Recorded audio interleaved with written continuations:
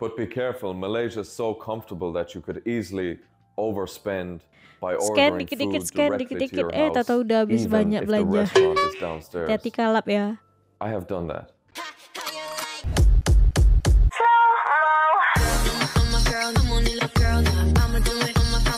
Assalamualaikum, Elsa di sini. Hai guys, hai semua, halo tetangga. Gimana kabar teman-teman semua? Semoga sehat selalu, semoga bahagia selalu, dan semoga hari teman-teman semua selalu good day. Selamat datang di channel utama Widianti Putri. Hari ini aku akan mereaction video dari Konlir yang berjudul Pro dan Kontra tinggal di Malaysia pada tahun ini. Bagaimana Malaysia bagi dia dan pengalaman atau experience dari Lir ini. Tapi sebelum dimulai video reactionnya, seperti biasa aku mau ajakin teman-teman semua dulu untuk subscribe channel ini dan aktifkan lonceng notifikasinya supaya tidak ketinggalan updatean terbaru dari channel ini. Dan bagi teman-teman yang mau request, bisa banget DM di Instagram aku di @Widianti_Putri. Tanpa berlama-lama, tanpa membuang masa, jumlah kita mulai video reactionnya. Are you ready? Let's go. So, you're thinking of moving to Malaysia in 2025. Maybe you saw a few YouTube videos. Maybe you Googled best places to live in Asia while you were eating your spicy ramen noodles and crying tears of sadness. And now you're here watching me. After spending a considerable amount of time in Malaysia, I'm gonna break it down: the good, the bad, and the weird things that nobody tells you about until it's too late and you've already signed that 12-month lease next to the karaoke bar. Okay. We always talk about, oh, is this place cheap? Is that place cheap? But what matters to me more is the price to quality ratio. And Malaysia is really unmatched anywhere in the world at the moment. So it's incredibly affordable, but what you get, the quality that you get for the price, is what makes it stand out. I don't think there's anywhere that scores better on this ratio at the moment. You can eat out every day. There's delicious food. You can rent a seriously nice condo in the suburbs for $500 a month with everything included. The pool, the badminton court. You can take up badminton. They might have a giant... Ya bayangin coba kan bisa mendapatkan kualitas hidup yang baik, biaya kehidupan yang murah. Gimana lagi gitu, dia bilang. Tidak ada yang sebanding dengan Malaysia. Langsung dikatakan oleh Lir ini guys. They might have a giant chess board there. For the price of a tuna sandwich in Dublin Airport, you can have a 3-course dinner with your friends on a night out in Malaysia. But be careful, Malaysia is so comfortable that you could easily overspend by ordering food directly to your house, even if the restaurant is downstairs. Hati-hati kalap ya. I have done that. I'm ashamed to say I've done that. A lot of us, especially Europeans, we love to think that we're the pinnacle of high quality living, but I think people would get a big surprise if they went to Malaysia and saw the quality. You have a lot of options in Malaysia, so choose wisely. Everyone speaks English, kind of.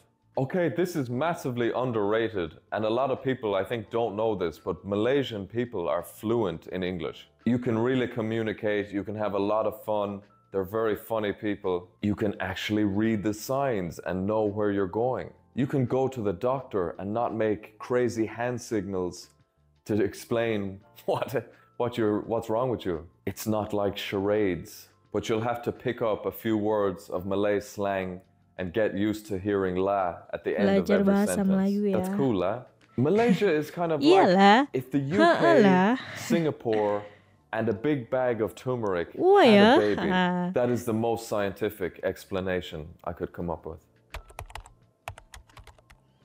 Pro number 3, it's multicultural, and with that comes incredible food. Malaysia is a foodie's paradise. You have Chinese food, Indian food, Malay food, a mix, a fusion of all of them, and some weird durian stuff. You really get to live in a country that feels like 3 countries at once. You'll see a mosque, a Hindu temple, a giant mall that looks like it should be in Las Vegas, all in the same street.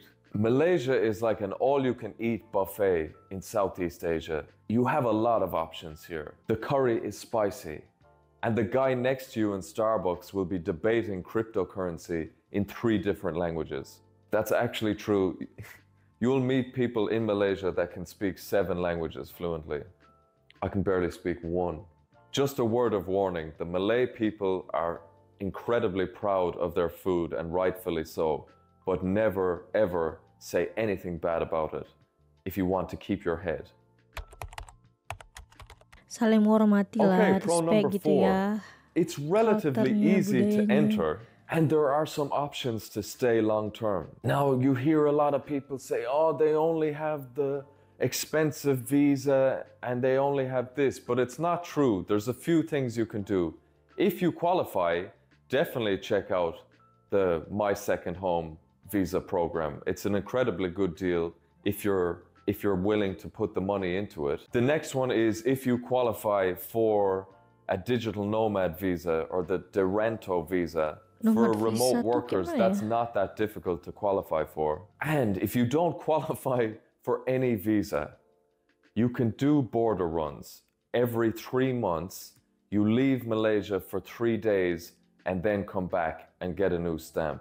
Now look, you don't know how long governments will allow that to go on for, but that's what people have been doing, and that's what is working at the moment. There's some people there been doing border runs since the dot-com bubble, so it's there if you want to do it. Okay, the last pro. It's very safe, it's very stable, and the people are very chill, very chilled out people. There's no real political chaos that you have to worry about. There's not too many visa crackdowns only on illegal migrants. And no one's gonna ask you, why are you still in Starbucks at 11 p.m. on a Tuesday night? No one ever asked me. I wish they asked me that. It's Asia, but maybe the rules make a little bit more sense. I got totally lost one night at 1 a.m. in the morning after going for noodles with my friends. I was walking back, the police came up to me and said, "What are you doing?" I explained the scenario and they brought me back to the condo. I thought I was in trouble, but no, it was very good. Thank you to the Malaysian police force. Wih, diantar ke rumahnya. Okay, let's spice things up a bit. The cons. Number 1, you may have heard this before, but the dating scene is kind of not good. Sorry guys. You may come here and think you're going to live an episode of Sex in the City, but really it's a lot different to that. It's a good show, but you're gonna realize that dating in Malaysia is like trying to use Instagram with a Nokia 3310. It's just not that efficient. I'm not saying it's impossible, it's definitely possible and some have a great time, but be prepared. It's very slow. Cultural and religious expectations make it a bit more difficult for people to navigate. And if you're like me, over 30, not Malay, then your Tinder profile is just gonna have girls with yoga mats and daddy issues. I matched with a girl once that said all she was interested in was chicken and rice. We're made for each other. Now look, I find dating difficult in every country, but Malaysia was particularly slow. When they designed Malaysia, they only set 2 temperatures, hot and damn hot with rain. You will sweat in places that you didn't even know existed. And on a good day, you might go through 3 t-shirts easily. You need a t-shirt just to get from your apartment to the taxi. Then you have to change. Look, that may be an exaggeration, but be prepared, it's humid and sticky. But one thing I tell you is Malaysia and Asia in the wet season, people don't tend to come here and they tend to think it's bad, but the wet season is actually nice. The temperature is lower. The showers are kind of soothing. I feel relaxed when I sit in the cafe and there's a storm outside. I love the rainy season, so don't be put off by that. Some would say, including myself, that the rainy season is the best time to be in Malaysia or in Asia in general. Integration. Con number 3, it's sometimes difficult to break into social circles, not only for foreigners and locals as well. Malaysians are polite, they have a great sense of humor, and they're very welcoming people. It can be tough to crack a social circle and make a deeper connection, especially if you've just arrived or you're not yet settled in, then you might feel lonely for a while. Now it's 50-50. Some groups, you might be friends with one person and they won't invite you with the rest of the group. So you'll know you're not in that group, even if you have a good relationship with one person. Other times you'll make friends with a person and they will invite you into their group. So it's 50-50, but I notice that, people notice that, even Malay people have told me that sometimes it's difficult. But a great way to make friends is go to the gym or join a class. Or you could even start a YouTube channel and pretend you have friends. Why are you looking at me? Okay, con number 4. This could be a pro or a con depending on you, but the malls will swallow your soul. Every major city in Malaysia has more malls than people. It's very convenient, but kind of surreal at the same time. Why meet at the park and go for a walk when you can go to level 5 of One Utama and sit down there and watch the world go by? To be fair, the malls are incredible. Some of them are the size of airports. You won't believe the luxurious shops that you can see there. And they don't let me in, but I look from the outside. Number 5, con number 5. This again kind of depends on your personality, but Malaysia is definitely not as wild as Thailand or Vietnam.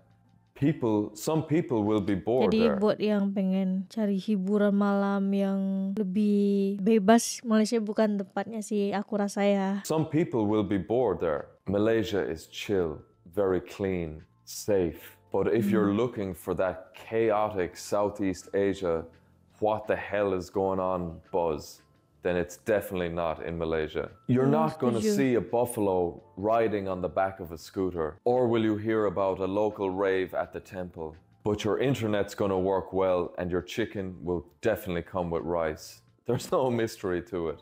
Okay, quick recap of Malaysia. Malaysia's perfect if you want affordability. The price to quality ratio is unbeatable. English speaking, incredible food and diverse culture, and mostly comfort with a dash of Asian chaos. If you're looking for a wild dating life, then I'd probably avoid it.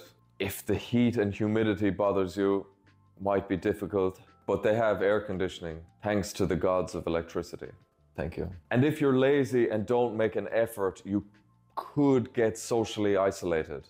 You have to put yourself out there, but maybe that goes for everywhere. Malaysia does not get as much love as its neighbor Thailand, or Vietnam for that matter. And it's still criminally underrated. If you want to escape the rat race, live really well without sacrificing any quality of life or convenience, I think Malaysia is the place that will suit 90% of people. If you're serious about making the move, you don't have to wing it. The Move to Asia Blueprint has everything you need to know about relocating, starting a new life in Asia. Saya datang ke Malaysia 40 tahun yang lalu untuk menikahi seorang perempuan Melayu yang saya temui saat kuliah di Amerika Serikat. Saya bekerja selama 35 tahun di sini dan sekarang membantu membesarkan cucu-cucu kami. Wow, atau saya tidak akan pernah tinggal di tempat lain selain Malaysia. Satu-satunya yang saya rindukan adalah langit biru jernih musim semi dan musim gugur. Saya telah tinggal di Malaysia selama 15 tahun terakhir dan saya masih menyukainya. Semua pendapat profesional Anda benar, tetapi saya juga ingin menekankan keramah tamahan dan kesediaan orang-orang di sini.